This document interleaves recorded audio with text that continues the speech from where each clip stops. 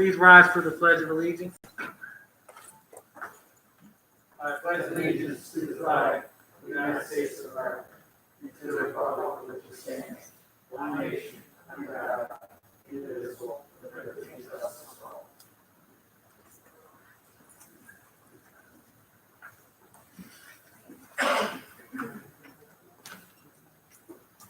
Before we start our meeting, a former colleague of mine and council member passed away today, Ken Garbowski.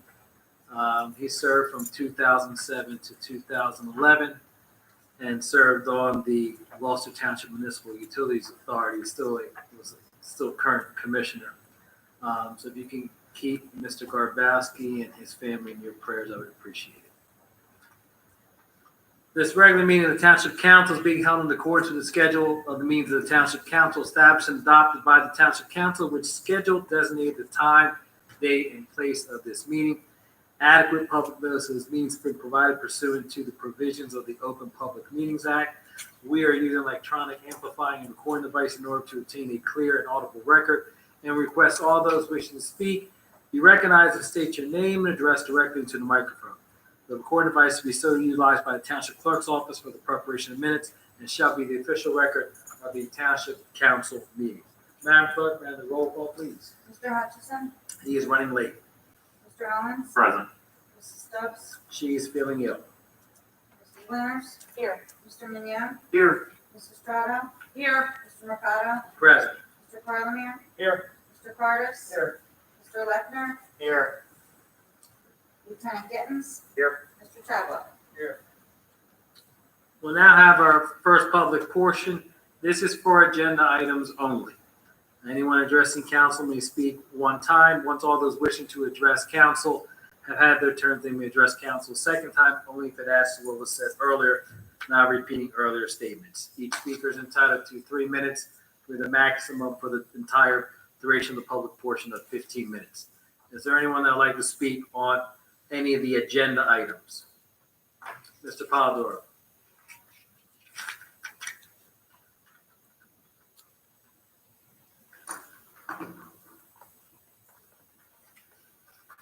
Good evening, Council. Ray Polidoro from the Historic Village of Ariel. Good evening. And it's not an agenda item, but I also like to pass along my condolences to Ken Grabowski's family. Yeah. I know quite a few of them. Originally, I was going to request that the 2 ordinance items be tabled. I think it is a no-brainer that they should be tabled. The public notice was more than inadequate on this item. There were many people that probably would have showed up for this meeting as a development and land development ordinance or anything of that nature that regards people within that proximity would surely want to speak on that.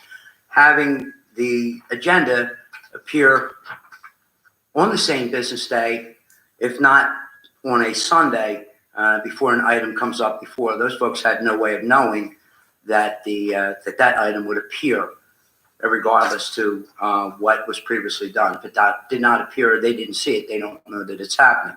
And I know that you would like to be transparent on that, have people be able to speak on items such as that. I agree with you that this should have been posted earlier. The process that we follow here is that the clerk contacts me on Thursday afternoon, asks me to review the agenda. I sent her a response back that the agenda is fine, and the clerk then asked for it to be updated and posted on the website. So it was out of my hand and the clerk's hand at that point. It was not posted on the website. It wasn't posted Friday. It was not posted Saturday. It was not posted Sunday when I took a look at it. So you're absolutely correct. I have an issue with that. That is being addressed. But again, that falls on me. I'm the council president, but I'll be responsible for that. This is a first reading. There is always a second hearing for it. And there'll be plenty of time for people to comment on it. Okay, so we're going to move forward. I'm not going to table it. I'm going to move forward with it. But it is a first reading. No action takes place upon it. Okay. Just as an additional comment, this is in compliance as to do with our fair share, both of them. So we have to move these forward, would be my recommendation, because we're trying to comply with possible date. We haven't said yet of an October hearing date. So this is just the Can we stop the clock, please? This is a, Let the clock run, please. this is a first reading, so it only initiates it going through the planning board. It has to come back to the planning board before council then has a second reading and public hearing, gives everybody an opportunity to weigh in on the ordinance at that point. But we're under the gun to move this because the courts have been closed. We were supposed to have hearing in June, I believe, but those hearings all got postponed because the courts have been closed, and we've done some changes that put us in a better position with our fair share hearing these two ordinances, address those changes. So I would encourage council to go forward with the first reading. Okay, all in all, I can respect that you're taking responsibility, but that still does not meet the obligation to the notification to the people of the township. Taking responsibility didn't open up the opportunity for them to speak on it, which they can and would, first reading or not. And I guess we need to address what's going on with that.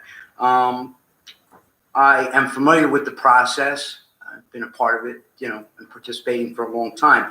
I was wondering if you would allow the clerk to explain that process to the people, how the notification goes out, so that we can better understand the timeline of when, so that folks can be notified and respond to specific items, development or otherwise within their area. Would that be acceptable to you? It would, but she's going to basically state what I just told you. But go ahead, Nancy. You want the process of how it's done?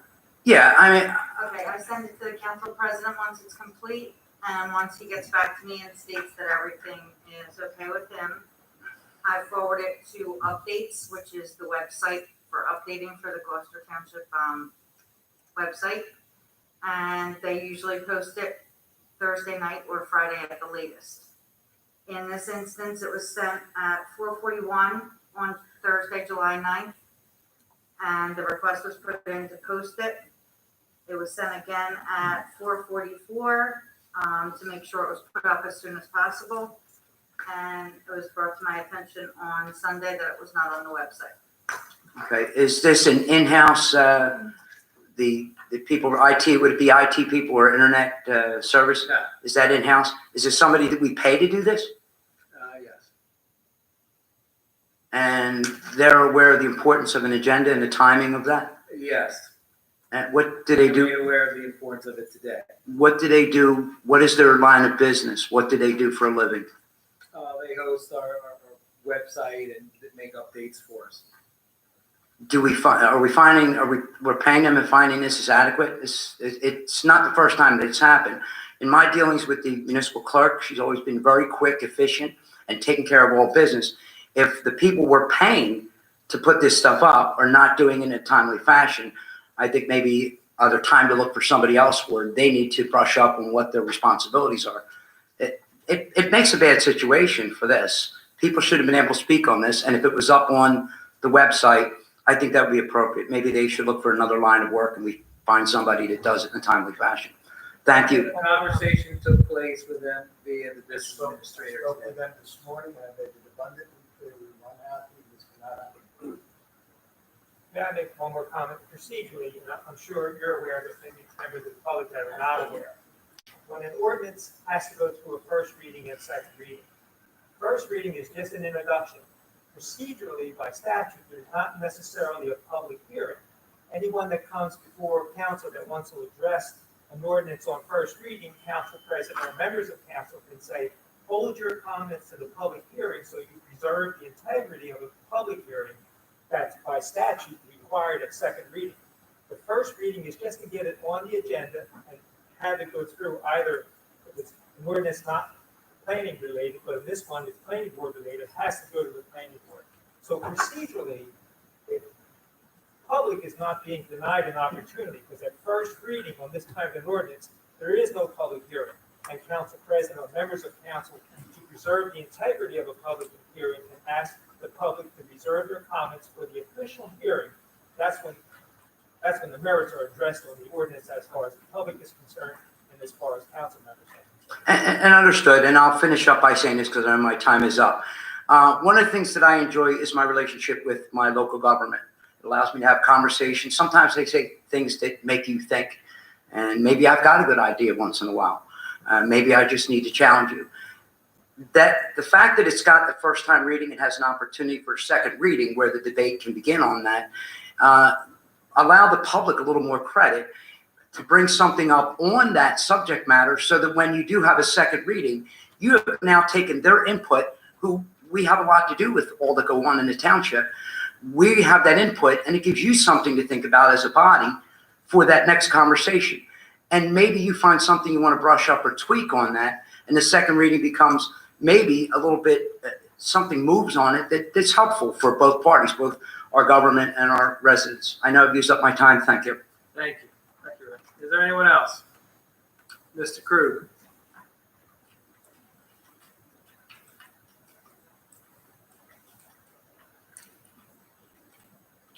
Good evening, Council. Paul Krug, Blackwood. Good evening. With regard to Resolution 144, I assume that the premium outlets put forth assets or securities to cover on-site improvements. Is that something that the township requires out of goodwill to ensure that they complete the project? It's a performance guarantee. Bremerton and Burnick then reviews it. Mr. Chad, would you like to add to that? They do post performance guarantee. They posted that a long time ago. They completed our punch list in 2018. Took a while for us to get to this point.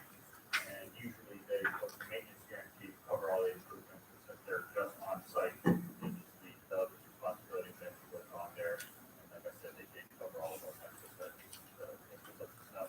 And that was Okay, and that was in 2018? 2018 was when the last time we went out there, we finished the punch list. Okay.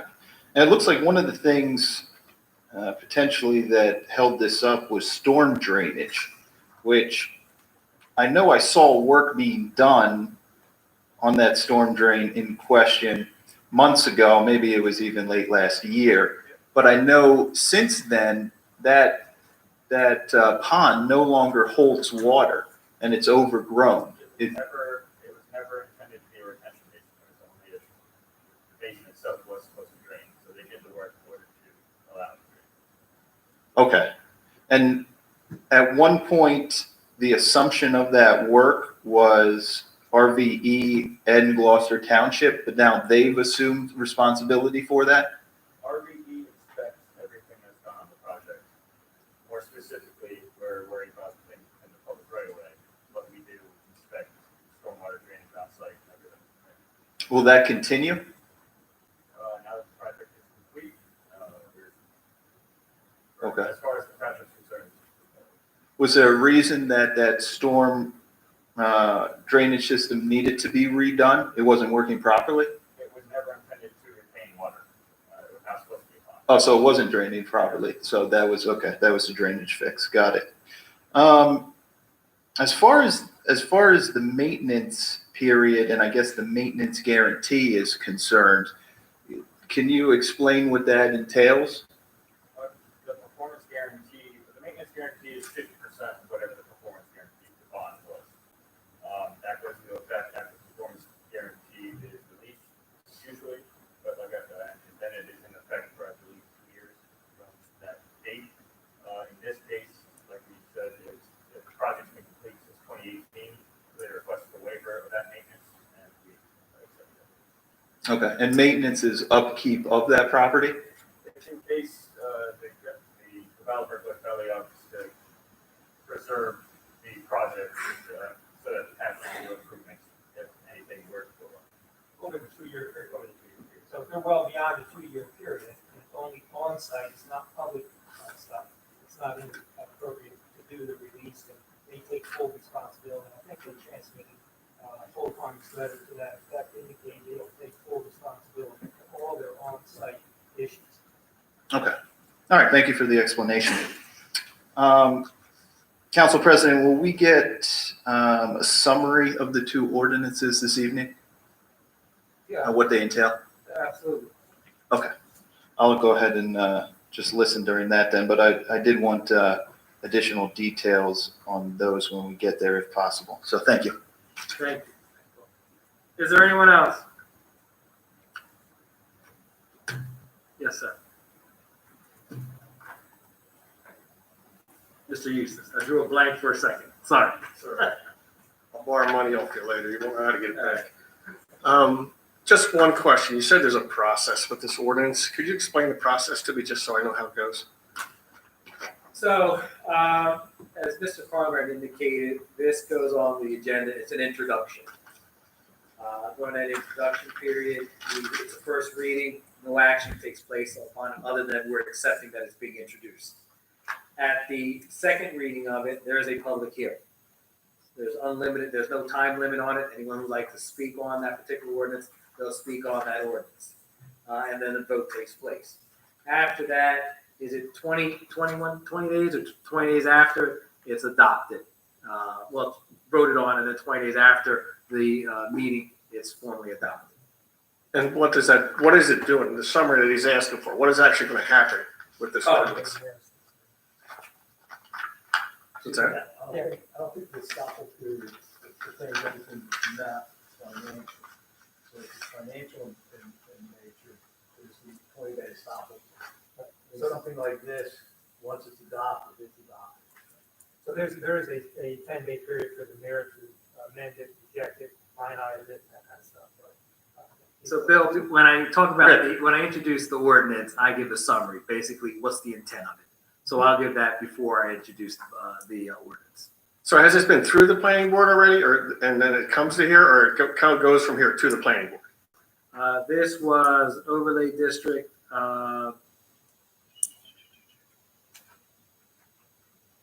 We adopted as follows. Mr. Lechner? It's on the planning, if council adopts first reading tonight, it'll It'll be go to the on planning board. the planning board tomorrow night.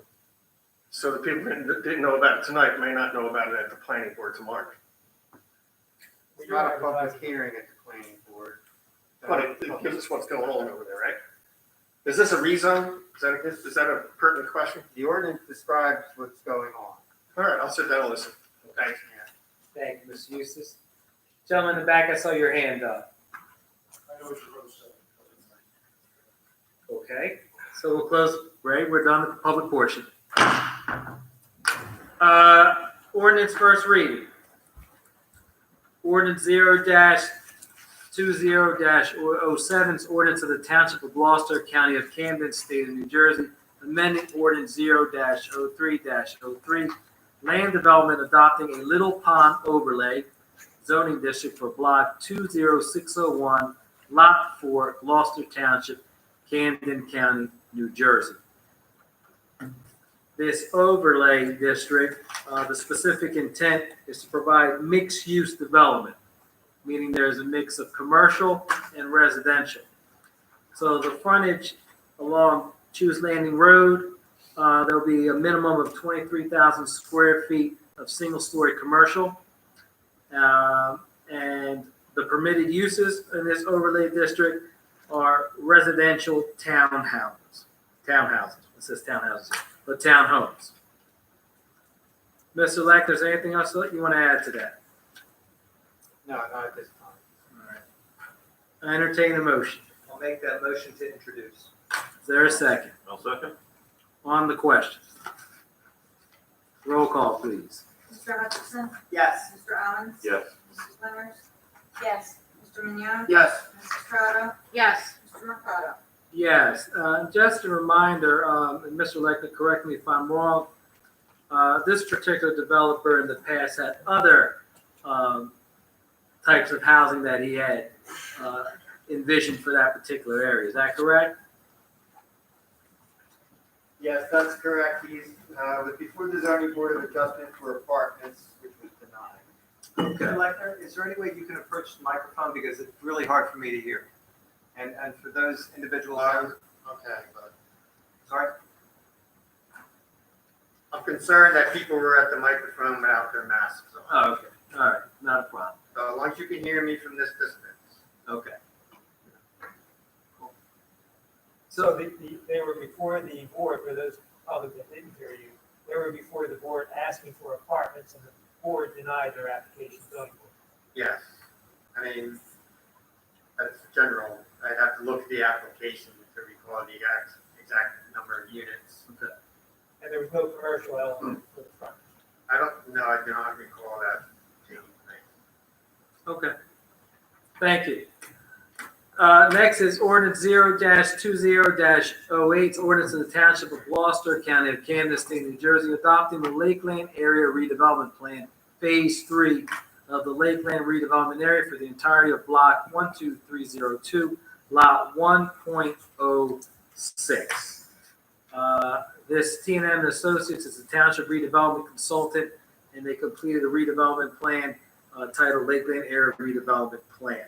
Mr. Lecter, is there anything else you want to add to that? I'll just add that this property is approximately 8 acres, a little bit under 8 acres, and it's adjacent, just so you can visualize it as I expressed at the work session, it's adjacent to property in Washington Township that is before their board for development, which includes commercial and apartments, and this piece is attached to that, and there will be apartments on the Gloucester Township side, but as you would drive down the road, I suspect, once it's constructed, it'll look like all one uniform project. Is this on the same side as the hockey rinks? This is It's across adjacent, from, it's behind. where the knick-knack store is, Yeah. Children of America. Yeah. On the left-hand side, Okay. across Yeah, the it's street. across the street from, That Washington jump Red road. Apartments. Oh, closer to that way. as Council President described, knick-knack, Children of America is right across the street. Okay. Thank you, Mr. Lecter. You're welcome. I entertain a motion. I'll make that motion. Is there a second? Again, this is an introduction. On the question, roll call, please. Mr. Hutchison? Yes. Mr. Owens? Yes. Mrs. Winters? Yes. Mr. Minio? Yes. Mrs. Strato? Yes. Mr. Mercado? Yes. Next, we have a resolutions on the consent agenda. Any council member that would like to move any items on the consent agenda, please speak up. Hearing none, I entertain a motion to accept the consent agenda as presented. So moved. Thank you. Second. On the question, roll call, please.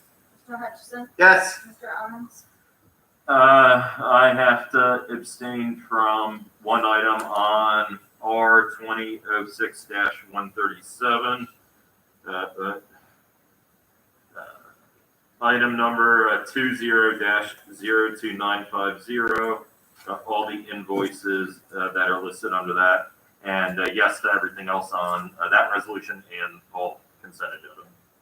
Mrs. Winters? Yes. Mr. Minio? Yes. Mrs. Strato? Yes. Mr. Mercado? Yes. We have a few GTE Gov access emails that I'm going to read. Some are lengthy, so I ask you to bear with me.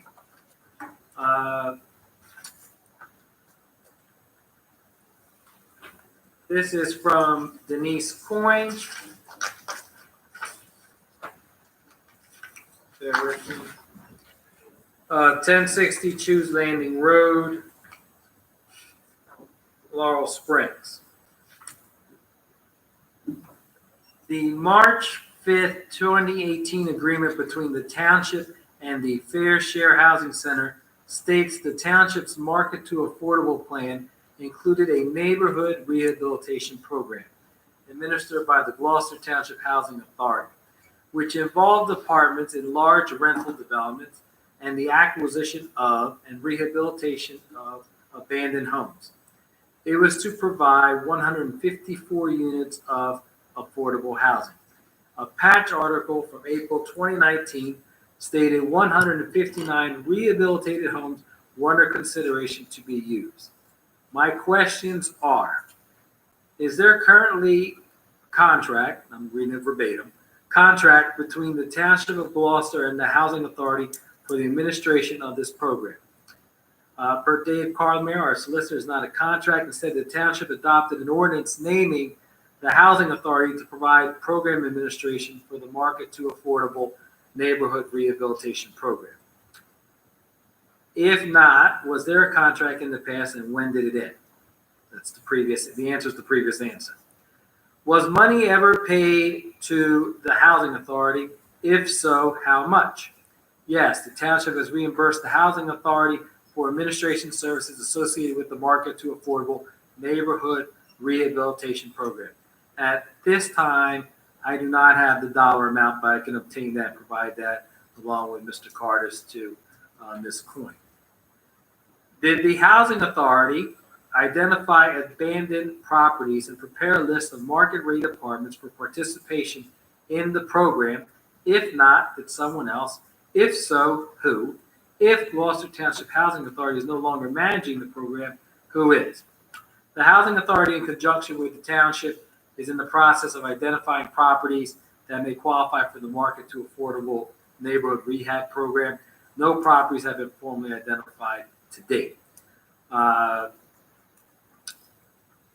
159 units that Ms. Coyne referenced in the Patch article is separate and distinct from the Market to Affordable Neighborhood Rehabilitation Program. Mr. Carlemare, Ms. Coyne's additional question, stated that the Market to Affordable program was not cost effective. The aforementioned agreement stated funds from the Affordable Housing Trust would be used for the program. Please explain how the program would not be cost effective if funds exist for its administration. The Market to Affordable Neighborhood Rehabilitation Program is still in the township's affordable housing plan.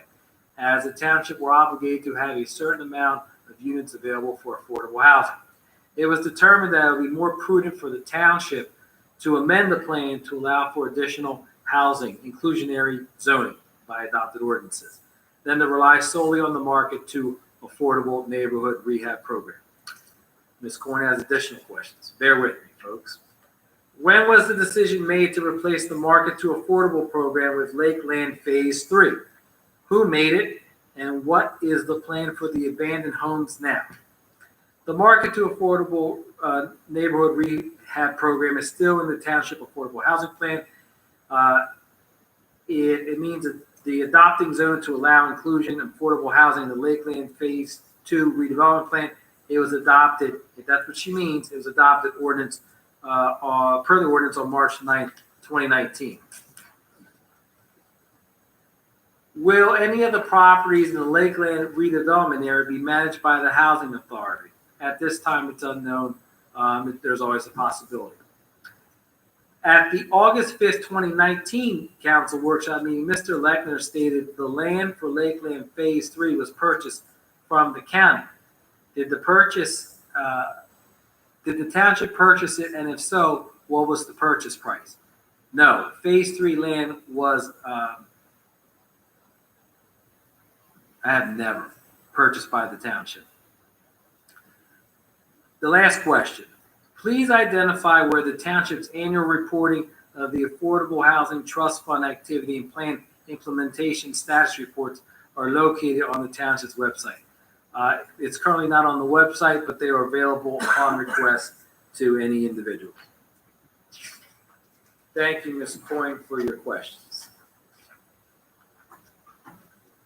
Next question from Howard Murphy at 15 Shane Street, Sicklerville.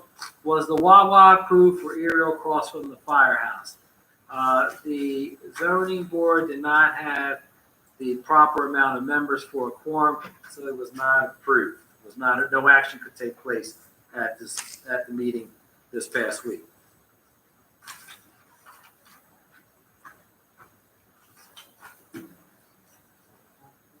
Next question is from Joseph Juvenet from 119 Ridge Avenue. Why do you think that raising our already burning property tax bill is acceptable? Our property values keep lowering as property taxes rise. Marginal wage earners and retirees are struggling. Many residents would forfeit services if they could save on their taxes. Why can't Gloucester Township set an example in New Jersey and find ways to lower the property taxes? It's so out of control and gone on way too long. My family is planning to move because of this. This is more of a statement. And the last question is from Sam Sweet at 18 Elizabeth Place. Since the budget subcommittee did not schedule their meeting by email, how was the meeting scheduled? And the second part is, can you provide the date or dates of these meetings? Are there minutes of these meetings? If so, can they be provided to the public? I'll start and you can tag in if I'm wrong, Council Vice President. Vice President Trotto headed up the budget subcommittee.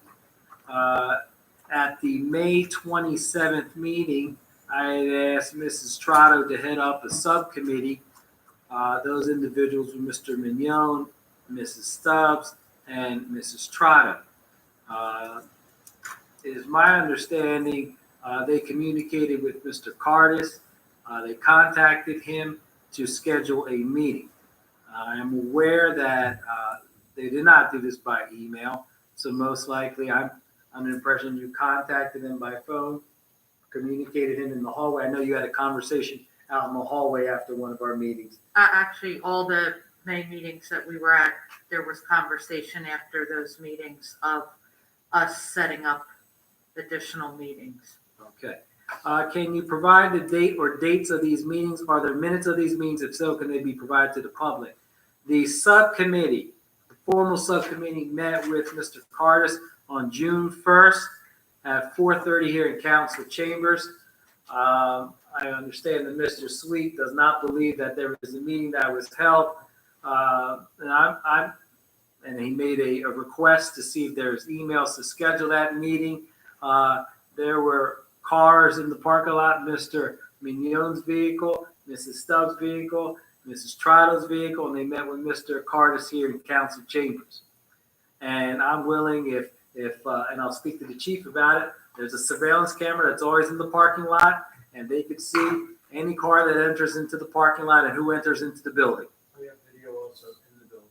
Thank you very much. So the meeting took place here in Council Chambers at 4:30 on June 1st. Lasted, Ms. Trotto, if I'm incorrect, about 2 hours. And there was talk about having a subsequent meeting and 2 days after that, but they decided to have any questions to Mr. Cardis in regards to any questions regarding the budget. If I can just add additionally, at the May 11th council meeting, before you had put together the subcommittee, when we walked out of that meeting, Michelle and I had a conversation with Tom that Andrea also became a part of. Actually, I don't think Michelle was present. Oh, that's right. You're right. I'm sorry. You're right, because she was on COVID. Yeah. He said he'd like to have a meeting. Yeah. And Andrew said, well, I want to be part of that too. You're right, I'm sorry. But yes, so we had actually set up a meeting amongst us and we had met on May 20th. And then it was after that President Mercado put together the subcommittee. And we discussed after that council meeting, putting another date together, so. You actually called me the next day. Yep. The meeting on the 11th and asked me if the 20th, no, I'm sorry, yeah, if the 20th was good, if I could do 8 a.m. to accommodate Ms. Stubbs. And, But that was not part of the subcommittee. No. That was the councilwoman and the vice president and the other councilwoman that had interest in speaking to you regarding the budget. Yeah. We're talking about the formal subcommittee. Formal subcommittee, we don't even want me. Okay. Again, we'll make anything available. There were no minutes to that meeting, correct? No, we weren't required to, and the only notes are what we took while we were sitting there. So, that, And if I could, no, just one real quick, actually, Mr. Sweet had reached out to me via email and I actually called him. So he knows that I do, reach out via phone calls, because that's how I called him. okay. All right, thank you. There's one other. There's another one? Yeah. It came in late.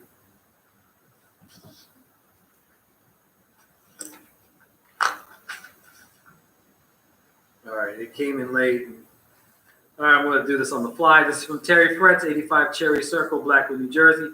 Agenda item R2007-139. Mr. Lecter, I may need your help. Well, hold on. 139. What is the reason that Southwinds at Gloucester LLC wants to remove Lot 6, Block 10801 from the Mingus Run redevelopment plan?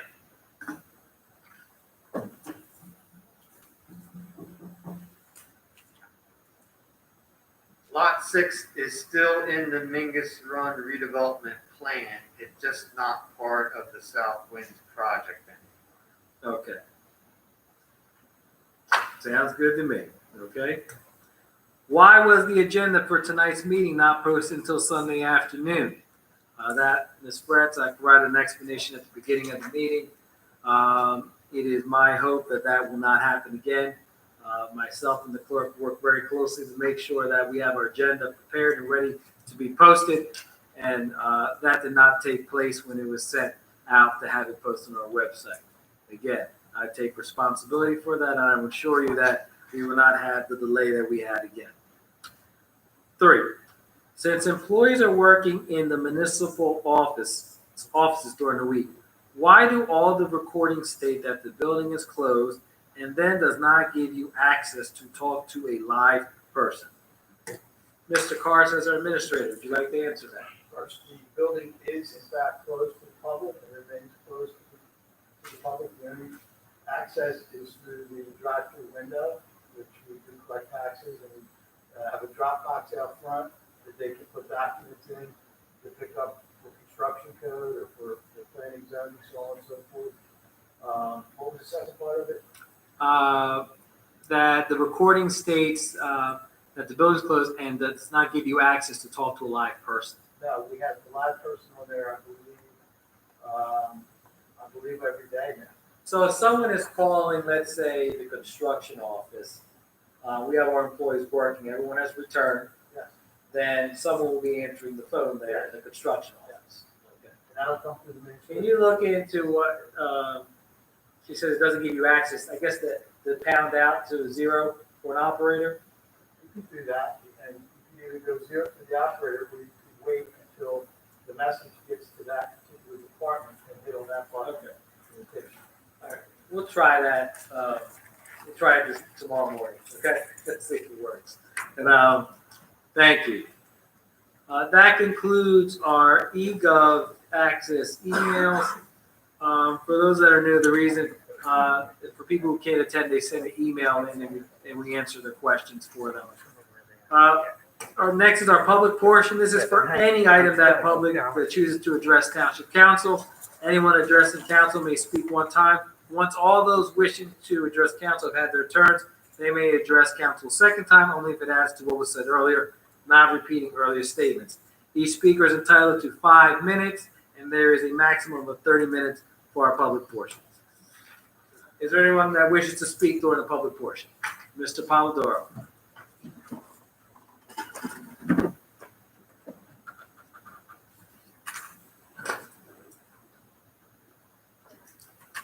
Good evening again, Council. Ray Poldor from Ariel. Good evening. I'll make 5 quick points. You basically have this evening proved the point why it is important to get the notice out.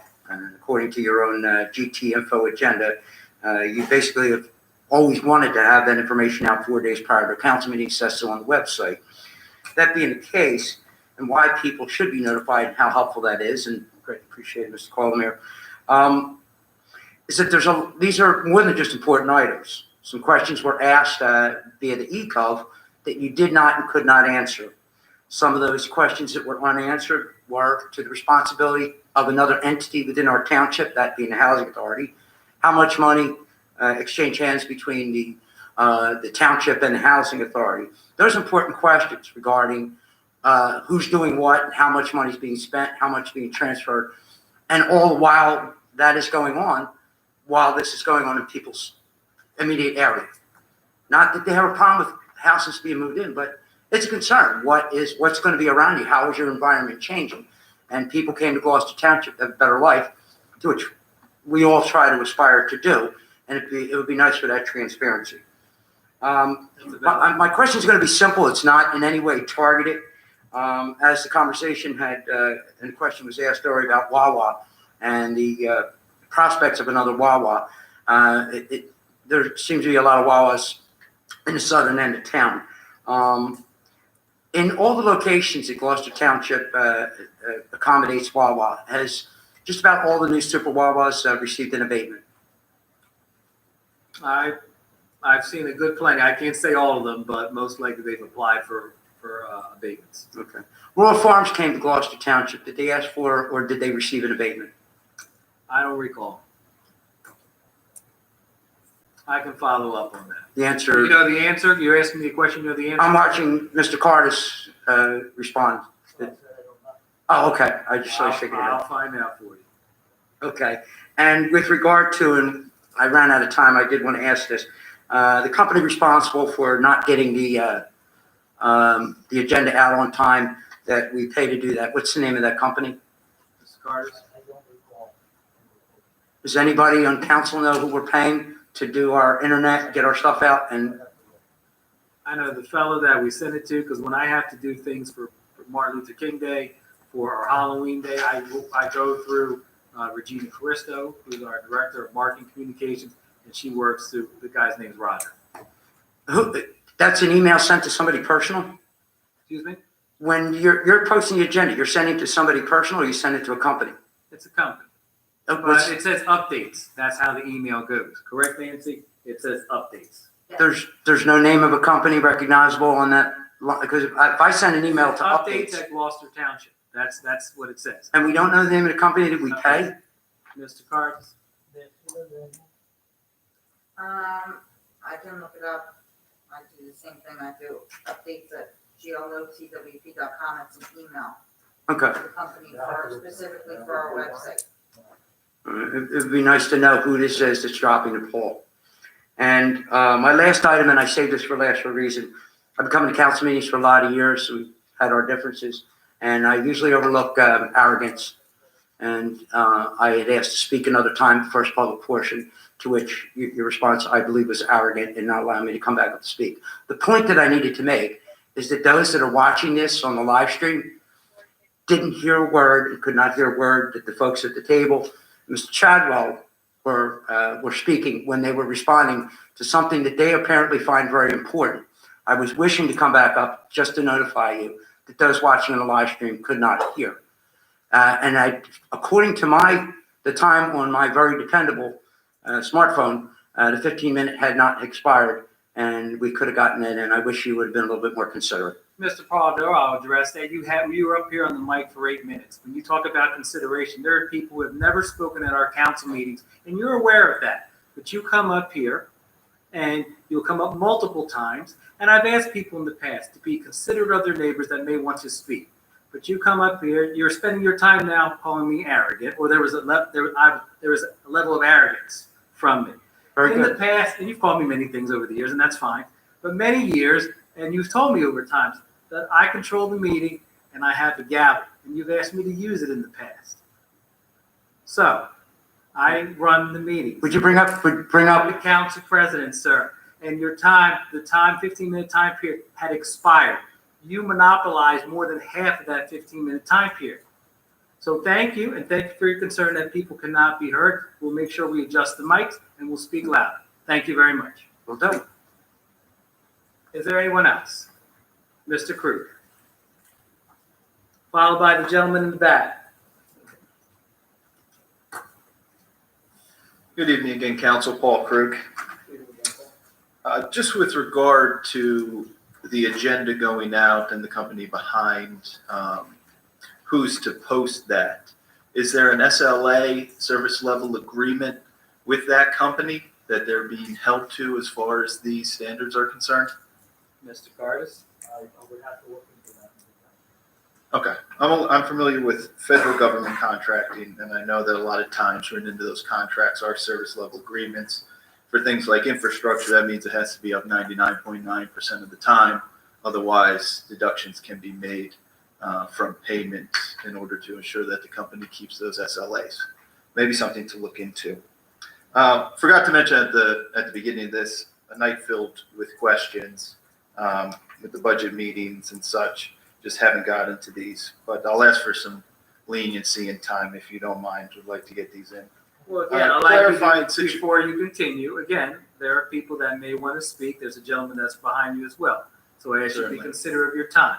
If you see that Absolutely, your I try. time has elapsed, you always have an opportunity to come back again if we have time remaining. Thank you. Will do. I wanted to clarify this situation for my own understanding. Hypothetically speaking, if the budget appropriations resolution from June 8th was voted down, meaning the majority of council voted no, would the school and fire department portions of that budget move forward and just the municipal portion be held back? Or would all parts of the budget be held back until an agreement was reached? Mr. Carter. The schools can go ahead and adopt, fire company can go ahead and adopt. Anything that would be affected would be our ability to strike a rate and to get our tax bills in. So we wouldn't be able to get certified by the state, and we wouldn't be able to get certified by the county until such point as we came to an agreement on our. If we couldn't come to an agreement, then the state of New Jersey Division of Local Government Services steps in and they assist us with coming to a decision. Okay, so the funds for school and fire would be released if council had voted no? We would still have the obligation of making those payments. Of those funds. Okay, thank you for that. Pete, during the last meeting, had harped a little bit on the pilot program line item of the budget. And it had gotten me thinking, and he had followed up with Ms. Trotto with an email. I was wondering if there was additional detail on the discrepancy in regards to the schedule as opposed to what was listed in the budget, if we had more detail on that. I'm sorry, Paul, I did not bring my budget packet tonight. Tom, if you don't mind answering I that don't for know me. what specifically you're asking. I mean, So- obviously, physically, there was available for use 2.5, a little bit over 2.5 million. And I made the recommendation initially to use 2 million of it. And as an adjustment, we went to 2,100,000. That's clear cut. That's fact. I'm not being basic or anything like that. We keep revisiting it because we indicates that we should have budgeted the entire amount. I disagree. I don't think it would have been fiscally responsible to do that and still be able to maintain the health and welfare and safety of the community. Can you explain why? Because Pete seemed to think that 2.5 is a guaranteed revenue. And I guess your assumption was that maybe 400,000 of that wasn't guaranteed in the schedule. Correct, because I'm giving consideration to what happens in the following year. We're losing $2 million next year of that abatement money. You're already aware of it, you know that. The premium outlets are done. So that's going to be extremely restricted come next year. So my recommendation was to have some money to apply to that, so you wouldn't have such a drastic drop in the revenue item that could affect the budget severely. Okay, And so that's my opinion, and that's what I imparted on the council. okay. The council agreed with me. So the 400,000 is to soften the blow from what will be a fairly severe drop in Without a revenue doubt. next year. Without a doubt. Appreciate that explanation. One other thing, and I hate to go back to the budget, but I just wanted to better understand this since the meetings were brought up. And Ms. Strato, this is to you if you can answer. What was the methodology used for the budget review? Or how was the budget review structured? We look at the budget individually and write down our questions, and when we have a meeting with Tom, whether it's in person or on the phone, we go over our questions. Are there any guidelines or guide rails or standard operating procedures that are used when you audit the budget? We went line item by line. Yeah, we go down and talk about things we agree with, things we don't agree with, and what compromises could be made. I mean, it's a straightforward meeting. Okay, yeah, I was just wondering methodology. A lot of project management, training and documentation usually has a methodology to an audit or a particular point of view at which they approach an audit. So just interested in that. Mr. Krug, Yes. I need you to wrap it up. Sorry. you have an opportunity to come back if there's any, we don't have Okay. any more additional speakers. I do have about 4 more questions, so I'll just go ahead and raise my hand now that I'd like to come back up. So, thank you. Yes, sir, in the back?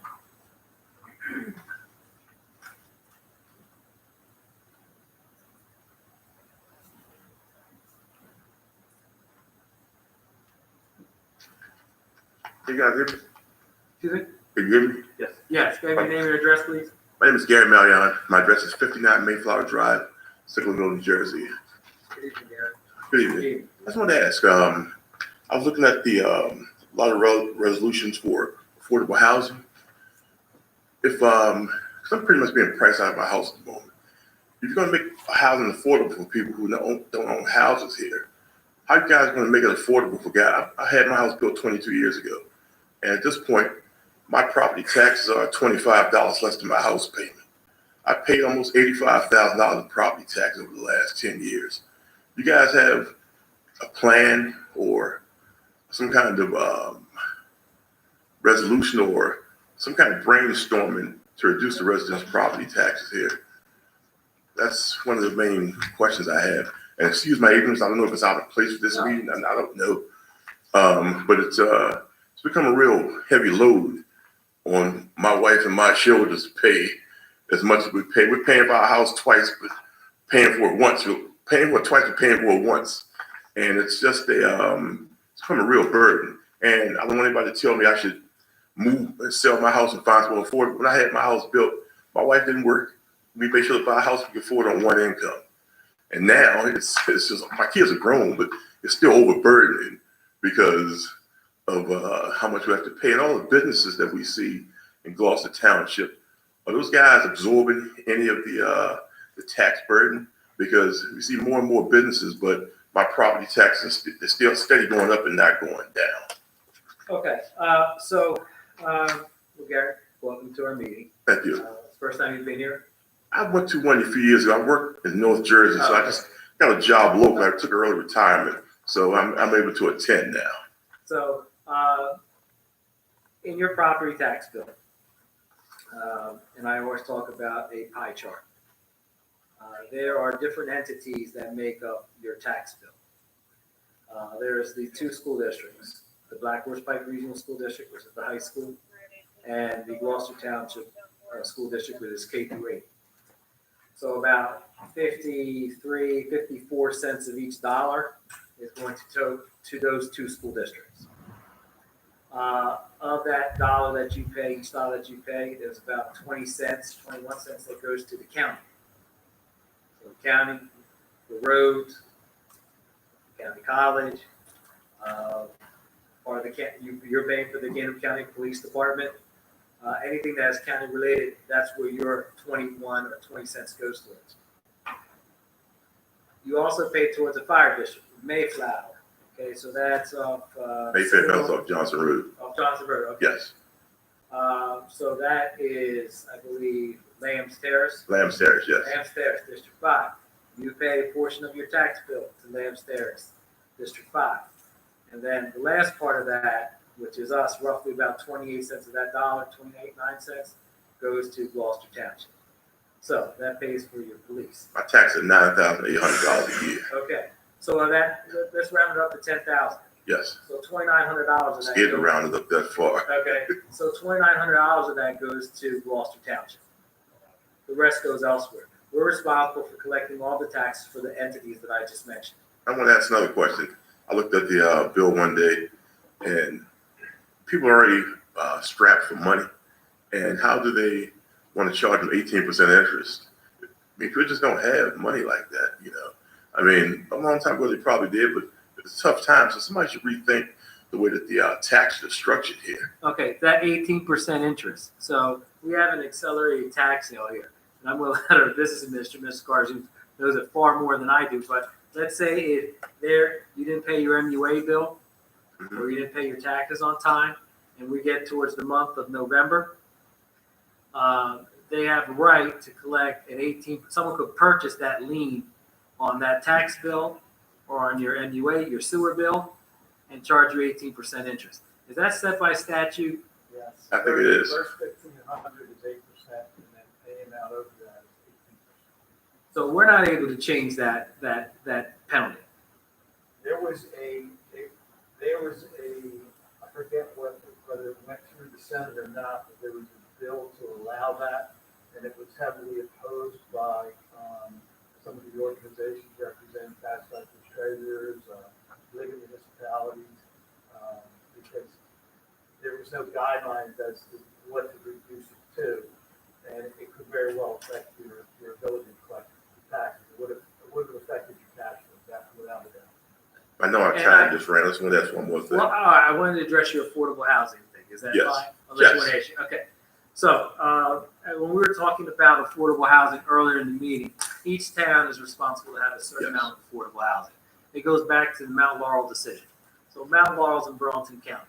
And Mount Laurel, Mr. Lecter tag in or Mr. Carlman if you want to. Mount Laurel, at the time, this is a decision in the late 60s, early 70s, they didn't want to meet their obligation. What they were doing is they were paying cities such as City of Camden to take their Section 8. obligation, their affordable housing obligation, because they didn't want affordable housing in their neighborhood. So that Mount Laurel decision was changed. Each municipality in the state of New Jersey has to have a certain amount of affordable housing. Now, here's the problem I have with it when I say, and I get impassioned about it when I speak about affordable housing. It's for low and moderate income individuals. That could be the individual who is a vet, who is from the military, who makes less than a certain amount of dollars. Let's say if it's an individual, I believe it's less than $54,000. That could be an individual who's a first-year teacher in Gloucester Township. A first-year teacher in Gloucester Township makes $52,000 a year. They will qualify for affordable housing. That's the police officer or the store clerk. Okay, that could be the retiree that fits under for low and moderate income housing. But when people hear low and moderate income housing, they say, "Oh, undesirables," or people are moving into our township that they don't want here. And I always make sure to define what affordable housing is. I didn't mean That could that. be- no, I'm not saying that. I'm not saying that. But it's also senior housing for individuals that are seniors. I've talked about how my mother was widowed when I was at the age of 13 and was 37 years old with 3 kids, 15, 13, and 6, and could not make more than $6,000 a year from 1987 to 1992 because she got Social Security benefits of $400 a month. We qualified for affordable housing. We didn't. We had a house with no mortgage on it. My father left that to us. Mm-hmm. So they're individuals, fine people that live in affordable housing. But each municipality has a responsibility to have a certain amount of affordable housing. Then you get that other conversation where people say, "Oh, they're building Section 8. The town does not build Section 8. There are individuals, let's say, Gary, if you That's a federal decided, program. exactly, it's a federal program, and if someone decided, hey, Gary, if you decided you wanted to make your house Section 8 and get a check directly from the federal government, you could. You just have to meet certain guidelines. Yes. So those are things that people throw out there that are incorrect, and I always, sorry about my soapbox, and I give you some time because I No have worries. additional questions. No worries. Go ahead, sorry. I just want to ask about the sewer bill to the county and to the MUA. Yes, there's I had two. a curb drop at the side of my house, so I called the Department of Public Works. The guy came out and looked at it, but they subcontracted work out to somebody else. I'm like, well, why do we need you guys if you're going to subcontract work out? I mean, it was a running joke in my development that these guys subcontracted the work to have the curb lifted on the side of my house. When water was pooling out the fridge, it was going to become a sinkhole. That's probably about 4 or 5 years ago. And that's like it's a lot of fat in all these bills, man. And we chew it. And people are so accustomed to it, they don't really say anything. They actually sit down and think. I paid almost $100,000 in property taxes in 10 years. I could have paid my house off. I mean, I've got to pay something, but it's a bit excessive. And I don't want to keep dwelling on that. And I'll come back if I have another question. Okay. I don't want to hold you guys up. Thank you very much for your Thank you, time. Gary. Can I make a comment? Yes, Gary, Pete? So recently, I pulled up the 2019 abstract of rating district Camden County. And that's available to any member of the public. They can Google it. Because I was interested to see where our taxes fall within the 37 municipalities. Within Camden County. And in Camden County, many times we've had people come up here and tell us that we have the highest taxes in Camden County in the year. So in fact, what I found is that we have the 22nd lowest overall tax rate and we have the 21st lowest local tax rate. That's based on 2019 abstract variables, and anybody can pull that up. It has every single municipality, all 37 of them, and what they're charging in taxes. So I just thought that was interesting when I found it. Okay. You know, Thank Mr. you. Cardis, maybe someone should look at towns and cities outside of New Jersey. I'm from Washington, D.C., and my wife never got a townhouse in D.C. on 16th Street, not too far from where I grew up at. It was $1.6 million, but the property taxes were $8,900. I see there's houses here in New Jersey, That's because of New Jersey. That's how it's structured. but you know what? Somebody should try to fix it if you want people to stay here, especially industry. And I know you guys have a line of guys in Trenton. Somebody should start doing some talking, man. Again, thanks again for Thank letting me you. speak at your meeting. Thank you. Thank you. Is there anyone else that hasn't spoken that'd like to speak again? Mr. Crew?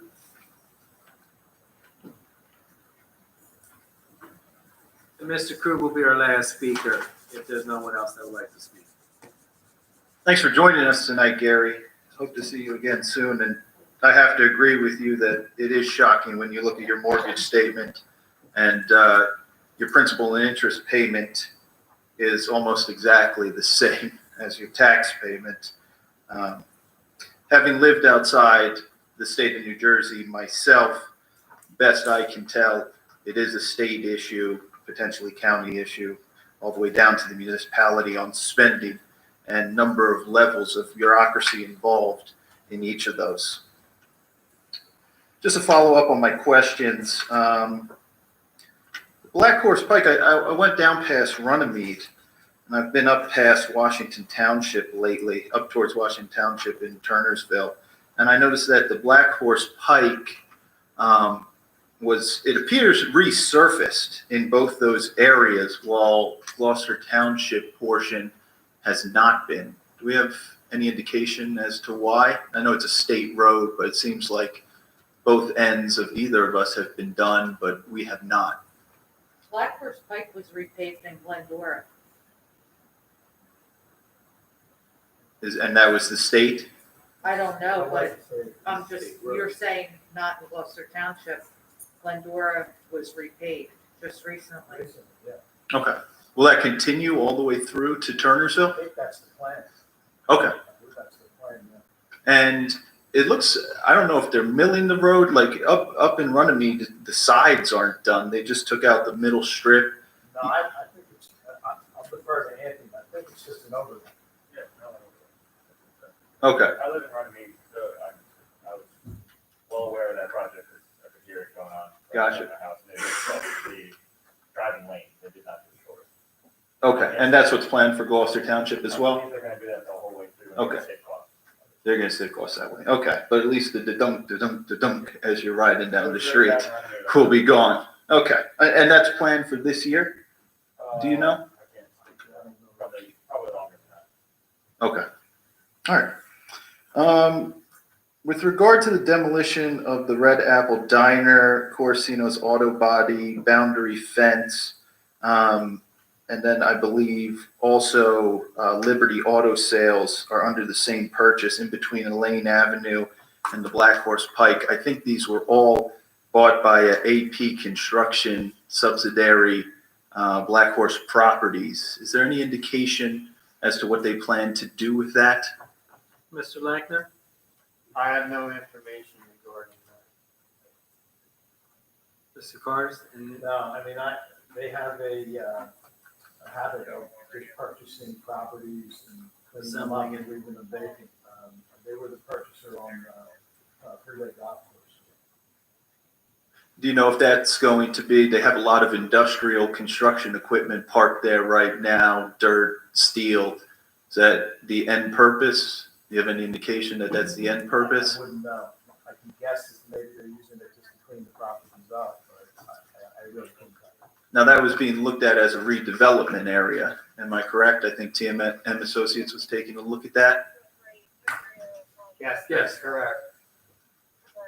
Okay. Has TNM completed their evaluation of that? And how will, I guess, A&P Construction or the subsidiary fit into the plan? I haven't received anything from T&M, they're still studying it. I guess to stay on T&M and redevelopment plans, first of all, with regard to downtown Blackwood redevelopment, my understanding is that the HP augmented reality application has been deprecated, meaning that the signs that are on the ground that tell you to download the HP app need to be removed because the app doesn't exist, so you can't download it to put your phone up for the augmented reality art installation. I think there's 2 signs downtown, just FYI. Has there been any Can you let the mayor's office know about that? It's been a while since I brought up the Blackwood West redevelopment plan. Has there been any progress made in regards to accomplishing that plan? Or maybe T&M Associates has come forward with their analysis for downtown Blackwood? We have not spoke collectively about it, Mr. Lechner. Your office or? I haven't received anything from T&M Associates. I just, my understanding, they were delayed with everything that's going on, just like everybody else. Okay. If you could provide me an update, I would appreciate it, Mr. Lechner. Okay. If you do get an update, would you mind shooting me an email to let me know? Yes. I appreciate that. Thank you, council. Have a good evening. With that, we'll close the second public portion. Calling of the directors. Mr. Garlemire, Nothing to report. Mr. Carter, Nothing to report. Mr. Lechner, I have nothing else to report. Mr. Perkins, Apologize for my lateness. I just want to let council know and our citizens, so this week there is an open town hall. Use of force in the state of New Jersey and nationwide is a topic that's being discussed, ways of making things better. This week, on Thursday, July 16th at 12:30, Camden County Prosecutor's Office will be hosting a virtual town hall with the panelists at 12:30 in the afternoon. It's on their Facebook site or their website. In addition to that, there is the New Jersey Attorney General's Office has a web link, which we're going to be sending out on our community notification, asking for public input on use of force policy updates and things like that, both good and bad. So we're letting everyone know because we think that our policies are good. We're always developing for best practices, but it is important for the feedback from the community so that we can better develop. Not only we have statewide directives that we're in compliance or we're well above the statewide directives, but it's always good to have feedback. We would, invite anyone who wishes to. You can go on to the New Jersey Attorney General's website or just Google New Jersey Attorney General use of force, and it'll bring you to a link which is open, I believe, till mid-August, looking for community input on use of force issues. So, thank you, Mr. President. Thank you, Chief. Mr. Chadwell, Nothing to report. Mr. Hutchison, Gary, nice to meet you. Spoke to a woman tonight from Monroe Township up in Mercer County, I believe it is. And she's got about a $39,000 balance left on her mortgage, but she can't pay her property taxes. And I fear it's going to get worse next year. It's not going to get better. I don't think the state has an answer. I read an article that the state is going to borrow $10 billion. I fear that the municipalities in the town are going to receive less aid. So it's going to be a scary next 24 months. But thank you very much for coming. We're going to do the best we can. Paul, thanks for bringing up the Blackwood West redevelopment. I look forward to getting some information from Mr. Lechner. And when he provides that to Mr. Mercado, maybe we can get together and look at your vision. Thank you. Mr. Owens, Thanks for coming out and seeing all the new faces tonight. I'd like to give my thoughts to Ken Garowski's family as well. a great community servant that served on numerous boards and was always active in this community. Chief Harkins, as always, thanks to the men and women of the GT Police for serving our community, keeping us all safe day and night. We are the best police force in the state. Arguing in the country under your leadership and the men and women who serve us every single day.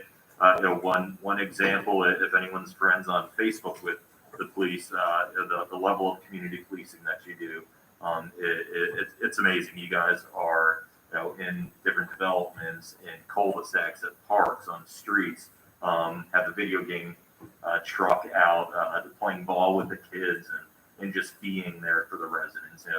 That's what makes a community, and we should all take the leadership from you. So thank you.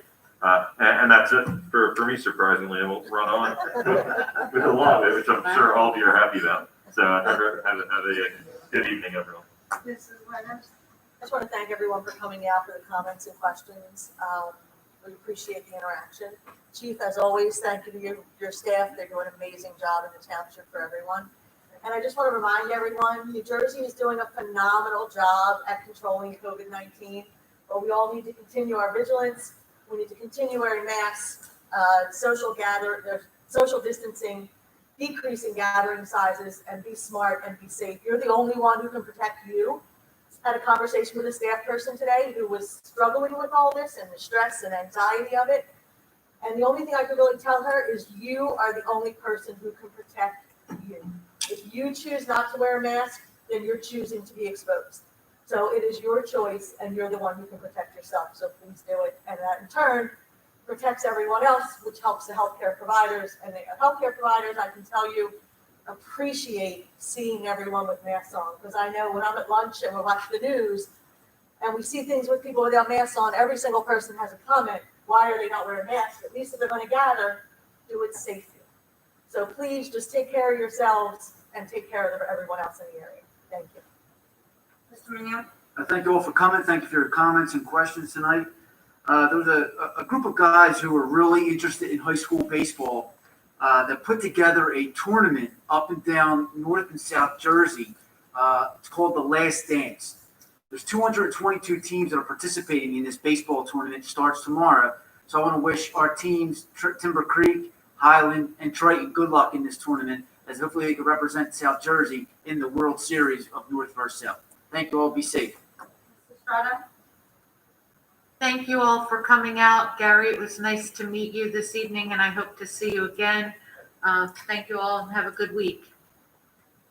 Mr. Mercado? I want to thank everyone for coming out this evening, and thank everyone that voted last week. For me, I'm not a vote by mail guy, and it was odd not to go to the poll and see people and get a little sticker. The sticker gets mailed to you a week later that you voted, but there are changes, and I guess we have to adapt to those changes. Thank you, Mrs. Winters, for your comments. For those who do not know, Mrs. Winters is a healthcare professional, and you may agree or disagree what our governor does, and I know he has fans and detractors, but that curve has been flattened. And if you take a look at the numbers that are coming from our friends down south and the West Coast and the Sun Belt, it's disheartening. And so you continue to be safe and wear your mask. And as Mrs. Winters said, you make that choice, whether you want to be exposed or not. So, again, thank you for coming out for your questions. I entertain a motion to adjourn. All those in favor? Aye. Have a great evening.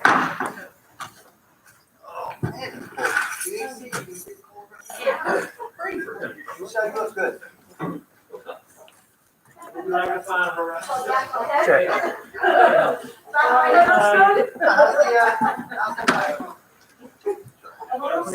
You know, Mark, and it's not That's on track.